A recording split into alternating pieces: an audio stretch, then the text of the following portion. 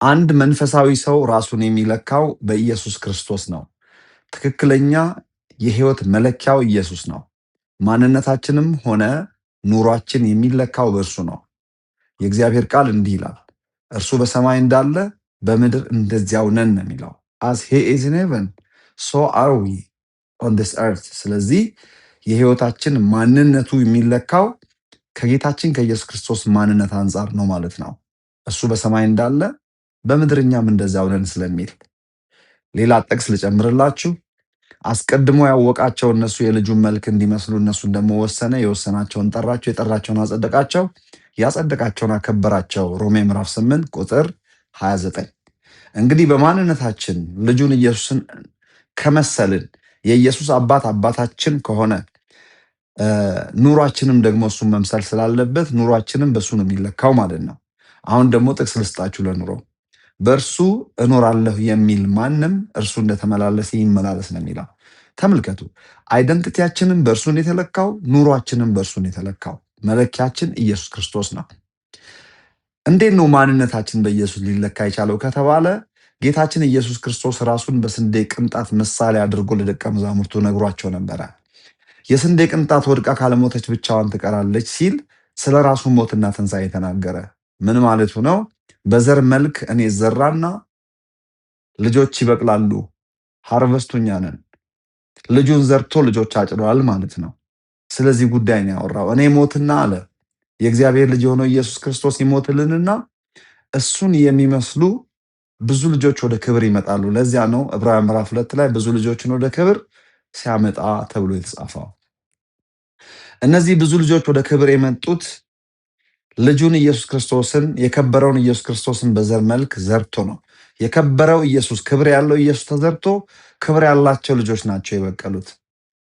ሁሉ እንደየወገኑ ተብሎ እንደተጻፈ ስንዴ ከዘራችሁ ስንዴ ነው የሚበቅለው፣ በቆሎ ከዘራችሁ በቆሎ ነው፣ ሌላም እንደዚያው። በተመሳሳይ ልጁን ዘራ። ልጁን ከተባለ ንጹህ ሰው ነው የተዘራው፣ ንጹህ ኃጢአት ያልነካው ዘር ነው የዘራው። ስለዚህ የበቀሉት ንጹሃን፣ ቅዱሳን፣ ፍጹማን ናቸው። ለዚያ ነው መጽሐፍ ቅዱስ ጸድቃችኋል፣ ነጽታችኋል፣ ተቀድሳችኋል የሚለው። ኢየሱስ ክርስቶስ ከእግዚአብሔር ዘንድ ጽድቃችን ነው፣ ጥበባችን ነው፣ ቅድስናችንም ነው የሚለው የተዘራው ንጹህ ዘር የበቀለውን ንጹህ ሃርቨስት የሚያመለክት ነው። ኑሮን በተመለከተ በእርሱ እኖራለሁ የሚል ማንም እርሱ እንደተመላለሰ ይመላለስ ተብሎ ተጽፏል። ስለዚህ ምልልሳችንም የሚለካው በማን ነው? እንግዲህ ኢየሱስ እንደተመላለሰ ተመላለሱ ነው የተባልነው።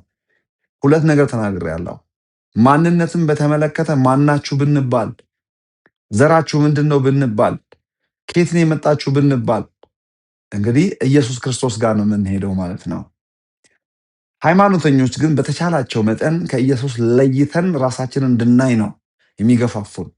ይህ ደግሞ ከመጽሐፍ ቅዱስ ውጪ የሆነ አስተሳሰብ ነው። ኢየሱስ ክርስቶስን መምሰል እንደ ኃጢአት ስለሚመስላቸው የጉዲፈቻ ልጆች ነን፣ የማደጎ ልጆች ነን፣ እንዲህ የሚሉ ቋንቋዎችን ያዘወትራሉ። አይ ኢየሱስ የእግዚአብሔር ልጅ በሆነበት መልኩ አይደለም የእግዚአብሔር ልጅ የሆነው፣ እርሱ የባህሪ ልጅ ነው፣ እኛ የጸጋ ልጅ ነን ይላሉ።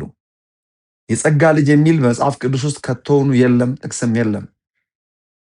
እኛ የባህሪ ልጆች ነን። የባህሪ ልጆች ስለመሆናችን ብዙ መጽሐፍ ቅዱሳዊ ማስረጃዎች አሉን። አንደኛው ማስረጃ ከእርሱ ተወልዳችኋልና ዘሩን በእናንተ ይኖራል የሚል ነው። የማደጎ ልጅ ወይ የጉዲፈቻ ልጅ ዘር የለውም። እኛ ግን የዘር ልጆች ስለመሆናችን እዛ ጋር ብቻ ነው የሚናገረው። የመለኮታዊ ባህሪ ተካፋይ ይላል። እንደገና በሕያው በእግዚአብሔር ቃል ከማይጠፋ ዘር ተወልዳችኋል ነው የሚለው። ሌላ ጥቅስ ልጨምርላችሁ። እነሱም ከእግዚአብሔር ተወለዱ እንጂ ከደም ወይም ከስጋ ፈቃድ ወይም ከወንድ ፈቃድ አልተወለዱም ተብሎ ተጽፏል። እንደ ምሕረቱ ብዛት ዳግመኛ የወለደን ተብሎ ተጽፏል። ብዙ ጥቅስ መጥቀስ ይቻላል። ከሁሉም ከእርሱ ተወልዳችኋልና ዘሩን በእናንተ ይኖራል የሚለውን ቃል ብቻ ያዙልኝ በቂ ነው። ብዙ ተጨማሪ ይህንኑ ሀሳብ የሚደግፉ ጥቅሶች ቢኖሩንም እንግዲህ ጆሮ ያለው ይስማ እዚህ ጋር። ኦራይት፣ ኑሮን በተመለከተ በተመሳሳይ መልኩ በእርሱ እኖራለሁ የሚል እርሱ እንደተመላለሰ ይመላለስ። እዩ። ኦኬ። አገልግሎትን በተመለከተስ መለኪያችን ማን ነው? እነ ከሌ እንደሰበኩት እንስበክ? ኢየሱስ በዘመኑ የፈሪሳውያንን የአስተምህሮ ስታይል አይከተልም ነበር። ሲናገር እንደ ባለስልጣን ይናገራል ነው የሚለው መጽሐፍ ቅዱስ። እንደ ሃይማኖተኞች አልነበረም የሚያስተምረው። በአገልግሎቱ ሶስት ነገር ይገለጣል። ህይወትን ይገልጥ ነበር፣ ኃይልን ይገልጥ ነበር፣ እውቀትን ይገልጥ ነበር። ስለዚህ እያንዳንዲቷ ከኢየሱስ ክርስቶስ አፍ የምትወጣ ቃል ሕይወትም መንፈስም ናቸው። ቃሌ አለ ኢየሱስ ሕይወትም መንፈስም ነው አለ። እኛም ዳግም የተወለድን የእግዚአብሔር ልጆች አገልግሎታችን የሚለካው በእርሱ ነው። ስለዚህ መጽሐፍ ቅዱስ ወደ ክርስቶስ ኢየሱስ ትምህርት የማይጠጋጋ ትምህርት የሚያስተምር ሰው አለ በትዕቢት ተወጥሯል፣ ደግሞም አንዳችም አያውቅም አለ። እንግዲህ እውቀት አለው የሚባል ሰው ማን ነው? ወደ ክርስቶስ ኢየሱስ ትምህርት የሚጠጋጋ ትምህርት ያለው ሰው ነው ማለት ነው። የኢየሱስ ክርስቶስ ትምህርት ምንድን ነው? የአብ ትምህርት ነው። ትምህርቴ ከራሴ አይደለም ብሏል ኢየሱስ። ከአብ የሰማሁትን ብቻ ነው የማስተምረው አለ። እንግዲህ አብ የሚናገረው ኦሪጂናል ትሩዝ፣ ኦሪጂናል እውነት ነው የሚያስተምረው። ሐሳቡን አይቀይርም። በዘላለማዊ እውቀቱ ነው ያደረገውን ነገር ሁሉ ያደረገው። ጌታችን ኢየሱስ ክርስቶስ የዛ ነጸብራቅ ነው።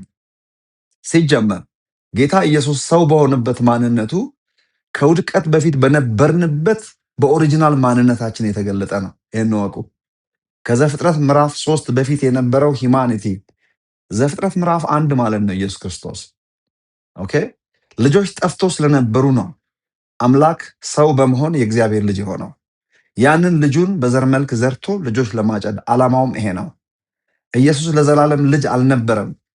ልጅ የሆነው የዛሬ 2000 ዓመት ገደማ ቃልም ሥጋ ሆነ ከተባለበት ከቅድስት ድንግል ማርያም ከተወለደበት ጊዜ ጀምሮ ነው። ከዚያ በፊት ግን ከሥላሴ ሁለተኛው ሁሉን የሚችል አምላካችን እግዚአብሔር ቃል ነው እሱ። ኦኬ ቃልም ራሱ እግዚአብሔር ነበር ተብሎ ተጽፏል። ይሄን ሐሳብ ከገባን እንግዲህ የህይወት መለኪያችን ኢየሱስ ክርስቶስ ነው። የአገልግሎት መለኪያችንም ኢየሱስ ክርስቶስ ነው።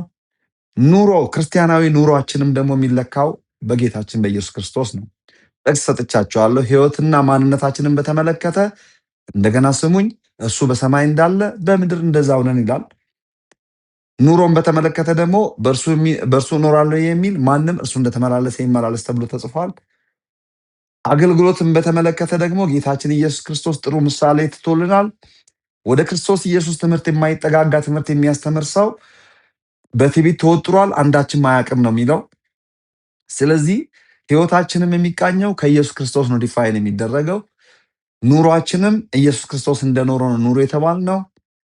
አገልግሎታችንም ኢየሱስ እንዳገለገለ ነው የምናገለግለው። እዚህ ጋር አንድ ነገር ልናገር። ጌታችን ኢየሱስ ክርስቶስ እኔ ህይወት ነኝ አለ። እኔና እናንተስ ምንድነን? ሞት ነን እንዴ? ለዓለም ህይወት አድርጎ አላከንም እግዚአብሔር። ወንጌል ስትሰብኩ እኮ ህይወት ነው እያካፈላችሁ ያላችሁት።